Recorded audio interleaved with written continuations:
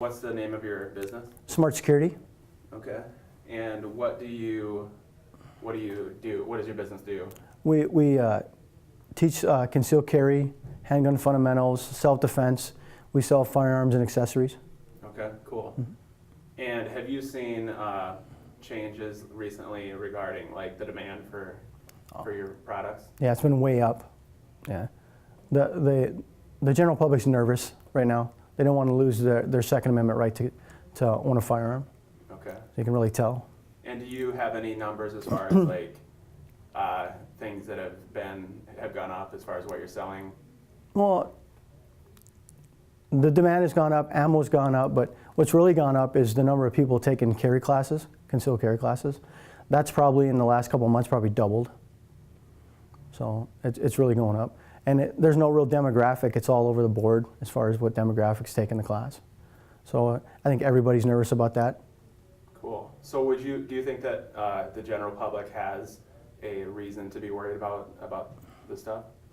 Well, I mean, they're worried about the government eroding their Second Amendment right, and your right to own and bear arms is obviously a constitutional right. It's really important to them. It's been known, and it's a proven fact that the more gun owners you have, or the more people with concealed carry in a state, that violent crime in those states drops. It's a factual thing. It's a non-bias. You can check the FBI statistics. You can check any non-biased statistic, and it shows you that the more gun owners you have, or the more people with carry permits in that state, violent crime has dropped. Since the more they increase, the more violent crime drops. So. What would you say to somebody like Piers Morgan, for example, that says, well, look at the crime in Europe, the gun crime, it's so much lower than in the U.S., so right. Obviously we should copy what they're doing over there. Right. Well, that's a factual statement. The gun deaths have dropped in Europe. But if you look at the whole picture, violent crime and deaths by other than firearms has tripled. So it hasn't done anything to stop violent crime. Just like we say, the criminals, the weapon, the firearm's just a tool. And if somebody's going to do a bad thing, they're going to do a bad thing. So it is correct, though, that gun crimes have went down, but violent crime has tripled. So it didn't have the effect they wanted it to have. And the same thing's happening in Australia and Canada. They have the same laws going on as England, and the same thing's happening. Violent crime is still rising, it's not dropping. In the United States, in states that have shell issue, and states that have the stand the ground law, in those states, since they've had shell issue and the stand the ground laws, violent crime has dropped in those states by a real noticeable amount. Right now in Minnesota, we probably have like 1 in 38 carrying a firearm, and it's not wild, wild west. It's not, in fact, violent crime has been dropping in our state.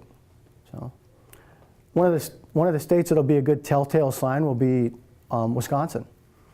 In the last year, Wisconsin has issued more than 100,000 permits to carry. I think that'll be a big telltale sign when they see how much crime has dropped in 2012 because of that. I think that'll be huge. So is that a lot more than like what have they had in the past? They just got carry last November. So they just got it, and in the first 9 months, they issued over 100,000 permits in the first 9 months. So I think you'll see a big drop in crime in Wisconsin just from that. I mean, it's a basic, criminals don't want to, they're looking for the easy dollar, they're looking for the easy person, and if they don't know if you're armed or not, they're not going to rob you, and that's the key there. So it affects crime overall, even if not the whole state is carrying a firearm, it's hard for them to tell who's carrying and who's not carrying. And that's a good thing, because we can't tell who the bad guys are most of the time either. So it's nice to keep them guessing. Great. So what would you say about like the big thing that everybody's talking about now is that we need to ban assault weapons, and that was one of the executive orders announced today. Do you think that's a good idea? I think if you start eroding a right, constitutional right, that's where things start. You can lose other rights.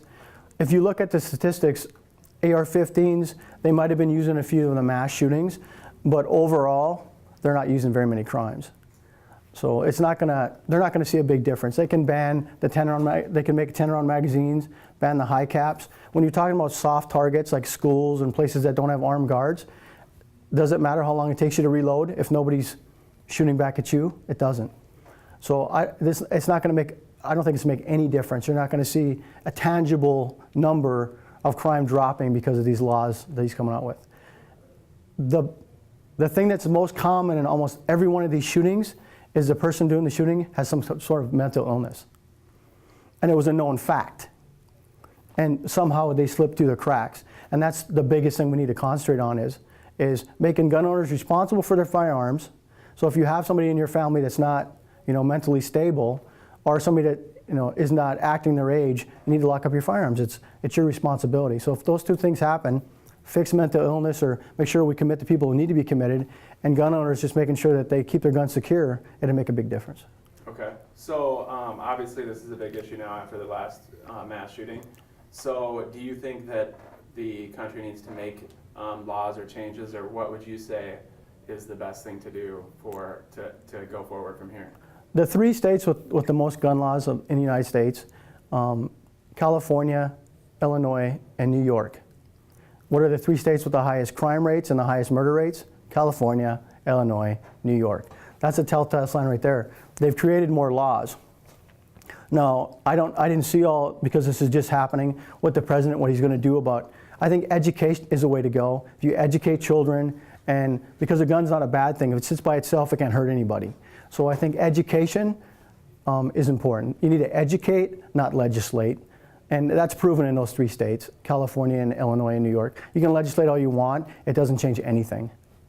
But if you educate children and parent children, a lot of these games are violent games. I think it desensitizes a lot of kids. I think that happens too. A lot of the numbers you see in a lot of these states, though, like California and Illinois, New York, majority of the deaths, gun-related deaths, are criminals. They're gangbangers. They have some sort of record. And that's something that's not really published in the numbers, and that's important to know that. The average citizen isn't the person that's out shooting somebody. It's usually a criminal or somebody with mental illness. What would you say to people that say that like these is it AR-15? AR-15s, And just having a lot of rounds and stuff like that that it's not necessary, for like hunting or whatever. What is the reason for those guns? And why do we want to keep them legal? When you talk about an AR-15 is just a semi-automatic rifle. When you look at some like the old bands, it looked like they looked through a magazine and said, oh, this looks mean and this doesn't look mean. There wasn't a whole lot of difference. If one had a pistol grip, it can be exactly the same as the other one, but they didn't like the one with the pistol grip. So they made that illegal to own. They're just another semi-automatic rifle. They might have a couple changes here and there, but they all function the same. We haven't been able to have fully autos in the United States, a regular civilian, since 1934. So it's not like the machine guns are the issue. So I think they just put that label, that AR label, because they think it stands for assault rifle. It stands for Armalite rifle. It doesn't stand for AR. So I don't know if the industry needs to change the title to make it a little easier on people, the non-gun people. I don't know. What would you say to people that say, well, right-wingers are freaking out about the Second Amendment, and we're always going to be free in America, and we shouldn't be worried about worrying about it, and talking about how back in the day, the founders would have never known that we kicked the kind of weapons Right. that we have now and stuff like that. Why is it important for people to be overly cautious about keeping the Second Amendment? Well, just like we said, the Constitution, when you look at all the amendments, the first, the third, the fourth, the fifth, if you skip the second, they're all personal amendments. They apply to that one person. Why do people think that the second that our founding fathers weren't smart enough or bright enough to make sure that all the amendments apply to that person? How do you ensure the First Amendment? How do you ensure freedom of speech? Well, because if you're an armed person or you have that capability of defending that right, and you might have to. I'm retired Navy. I was in the Navy for 21 years. I traveled to many countries that didn't have that right. And they got to say what the government told them to say. There was censorship abound. It was everywhere. And we don't have that in the United States. The problem with the United States is these people have stayed in the United States their whole lives, and they're used to having that freedom of speech and freedom of choice and freedom of religion, and they haven't been to these other countries that don't have that. So they can't really appreciate what they have because they've never had a chance, never seen it if you didn't have it. And I think that's the biggest deal. They've never, you know, we talk about the greatest generation, the World War II generation, and they've seen the Depression, and they've seen being poor, and they know what it's like. And I think that's important, that kind of history, or that kind of, to pay attention to the whole world, not just the United States. And if you see the whole world, how crime is, how violence is, how these people are treated, you'll really appreciate, you know, your Constitution and what you get in the United States. Do you think that the U.S. could ever get to a point where we have a tyrant or somebody that tries to take too much control, where... Well, I mean, one of the quotes that President Obama said, and I'm quoting him, he said, just because you have a constitutional right doesn't mean the states can't constrain it. And yes, it does mean they can't constrain it. That's why it's a constitutional right. It's not supposed to be touched. So I think you need to pay attention to that, because a lot of people that get in the power, they don't want, I mean, New York, for example, you can order any kind of food you want in New York except a supersized soda, because we're not responsible enough to make decisions for ourselves if we want a supersized soda or not. I mean, stuff like that, it sounds really trivial, but that's how it starts. You start eroding your rights, and that's how it goes. I mean, what if they start eroding the Second Amendment? What's next? So I think it's important that they're not touched. That's why they've been in the Constitution for so long, and they haven't been touched. All right. Anything else? No, I just think that as long as people are responsible gun owners and be neighborly, and if you see somebody that has an issue, mental illness or some kind of problem, that you report it to the people who can take care of it.